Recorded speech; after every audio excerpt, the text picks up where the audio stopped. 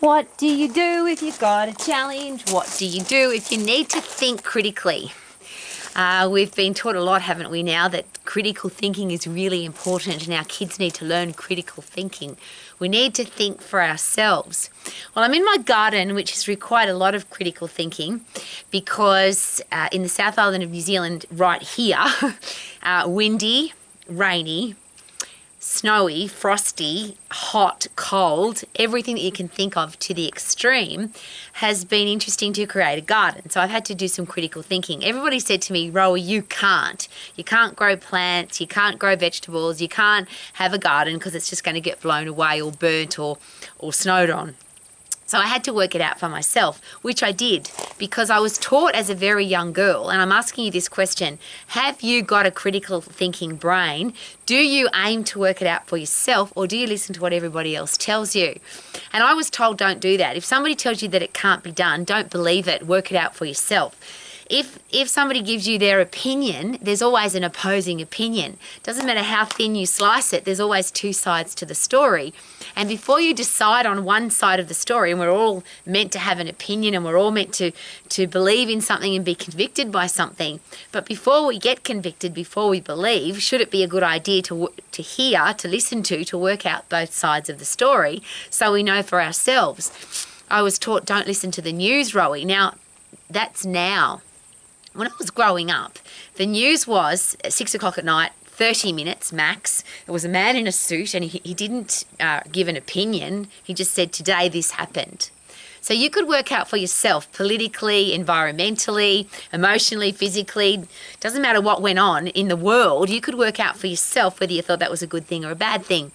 The media wasn't politically persuaded. They just said these are the two parties, this is the policy for one party, this is the policy for another party, and you got to decide. Unfortunately now we live in a world where everyone's got an opinion, and to the defence of the media, they have to sell newspapers, they have to sell airtime, advertising time for radio and television. So the news has become very dramatic, it's become very opinionated so that people will argue, which means they'll watch it, which means they'll have higher ratings. So I get that, but the only reason I get that is because I wanted to get both sides of every story. And I noticed that the news wasn't giving me both sides of the story, just one side. So how do we become great critical thinkers? How do we learn to think for ourselves? One of the things at the Max International Colleges is it's never about here's what to think. It's about this is anatomy, this is physiology. Let's work it out for yourself. Let's analyse an exercise and work out whether it's safe, effective and fast, or whether it's unsafe, ineffective and will waste your time. But how can you do that if you don't know your anatomy and physiology? You can't figure it out for yourself. Have you noticed there's a lot of social media, and I get bombarded with this every day. This is how you should eat, and this is how you should exercise. There's never two sides to the story, and there's never even the anatomy or physiology behind that opinion. It's just, this is my opinion.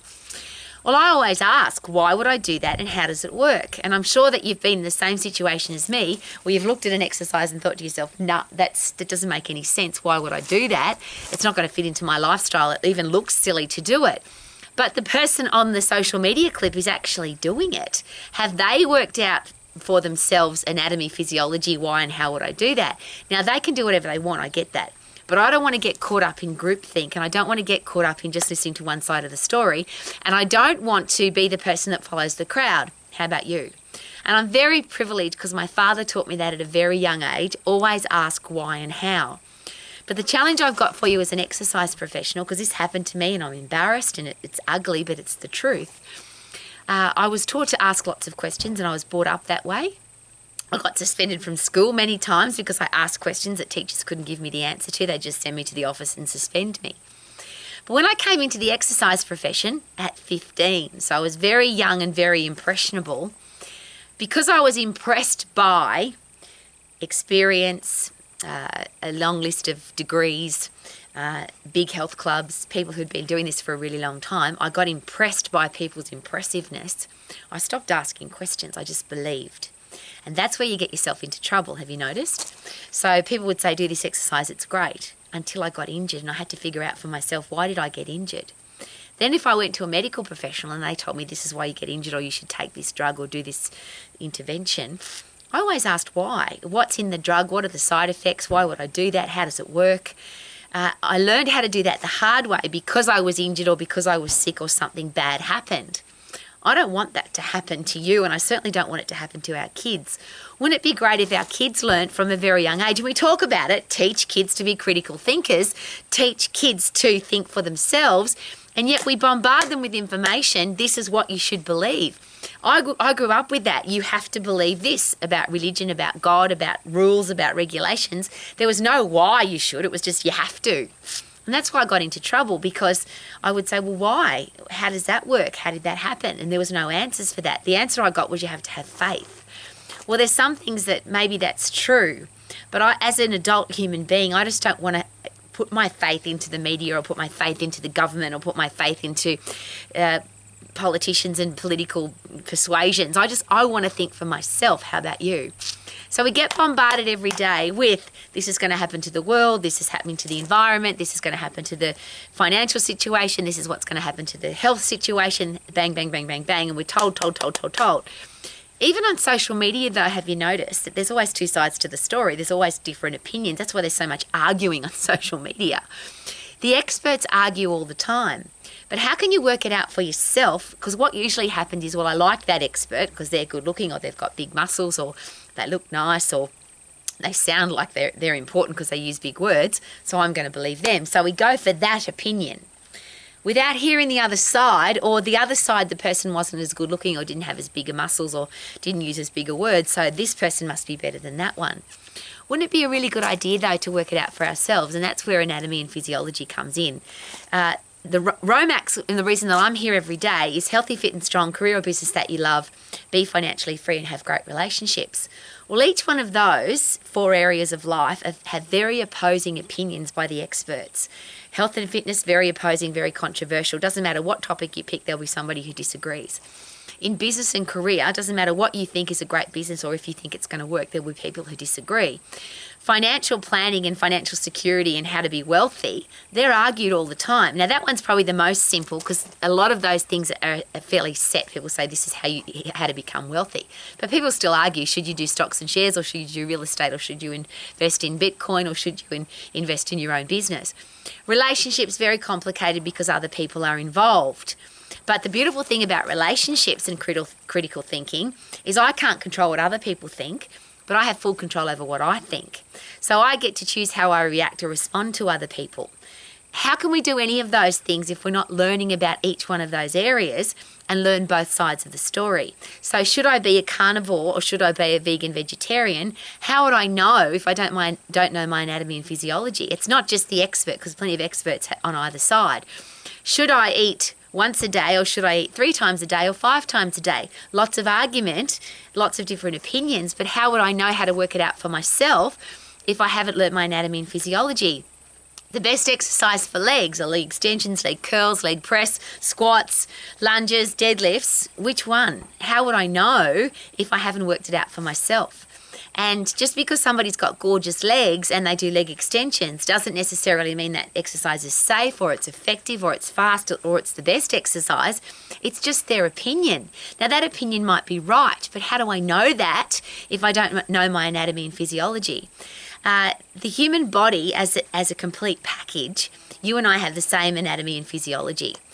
We might have different likes in food and we might have different opinions about exercise or different appreciation for different kinds of exercise, because some people like to dance and some people like to do martial arts and some people play tennis and some people go running. We all have different likes and dislikes, but they're opinions. The actual physiology of the human body and the anatomy of the human body, if we know them, would it be possible, probable, most likely, that we could then work out for ourselves, well, I got injured because I did that silly exercise. Or I'm not getting injured because I'm not doing that silly exercise.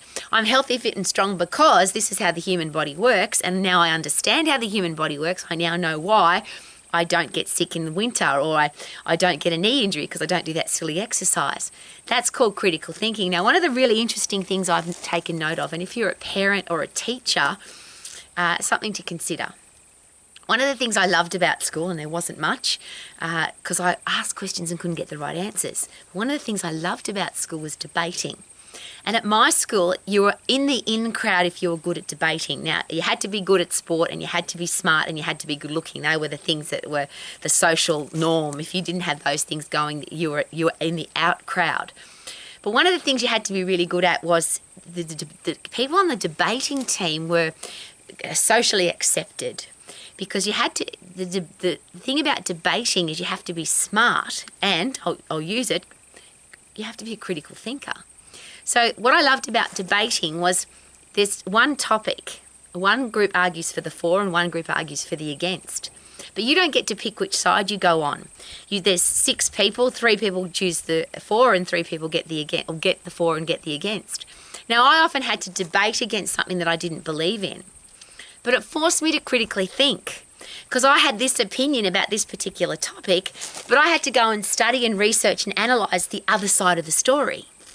Now, what I found really interesting in the world right now, and particularly because I spend a lot of time in schools with school teachers and school students and parents, is debating seems to have become a thing of the past. Now, if your life and your children and who you're involved with are still doing debating, thank you, because how else could we learn? It's a really excellent exercise, a great tool, a great strategy to teach critical thinking. So here's the topic. You have to argue for the topic, you have to argue against the topic, but you don't get to choose. Even if you disagree, you still have to argue for it. And it taught me to open my mind up. Another great example for that, because my father sent me to private boarding school to become a lawyer. And I didn't become a lawyer, obviously. I became a exercise instructor, a group exercise instructor, a personal trainer, an exercise professional, a personal exercise coach, and now I'm involved in education. That has been my passion my whole life. But one of the beautiful things about going to private boarding school and going there, my father sent me there to become a lawyer, I didn't enjoy school, but I really enjoyed court. So I used to jig school, I used to wag school to go to watch Supreme Court cases. Critical thinking, because you're given a case and you listen to the prosecution argue their case, and I used to think, wow, that person's definitely guilty.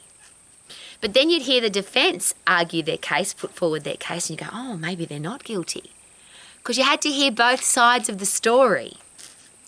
So I've lived my life like that. Debate everything, Rowie, with yourself. Doesn't matter if you believe this, what about the other side? What is the opposing point of view? Doesn't matter how thin you slice it, there's always 2 sides. Rowie, do you know both sides of the story, or are you just following blindly? And I never want to do that, because I think that's embarrassing. That is the opposite to critical thinking. That's be a sheep and follow, a sheeple. I don't want to be that person. How about you?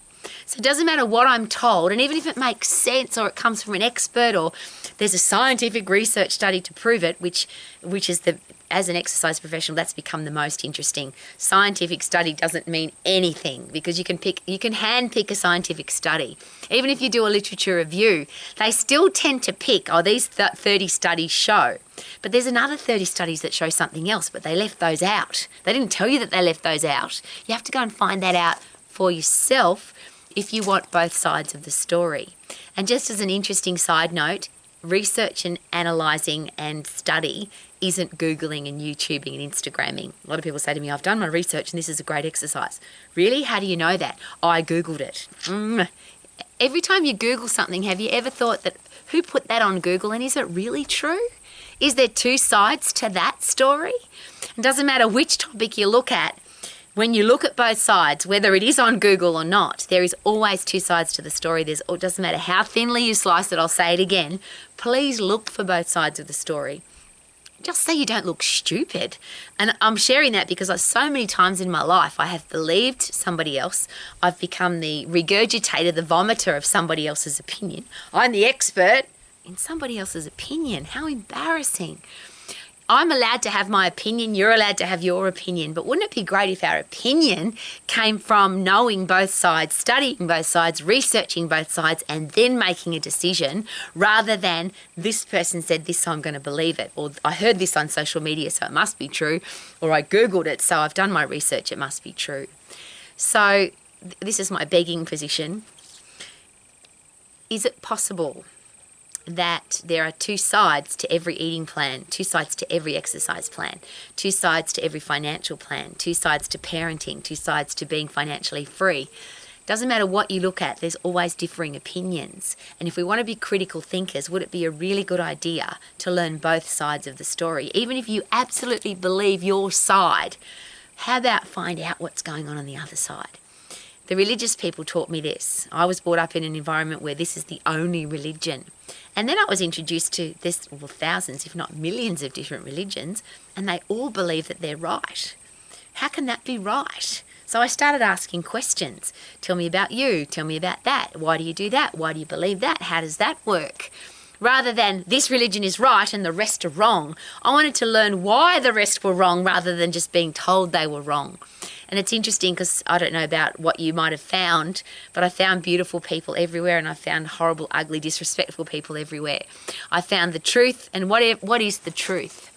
That's a really great question, isn't it? My truth and your truth might be completely different, but wouldn't it be great if our truth came from both of us learning about both sides of the story?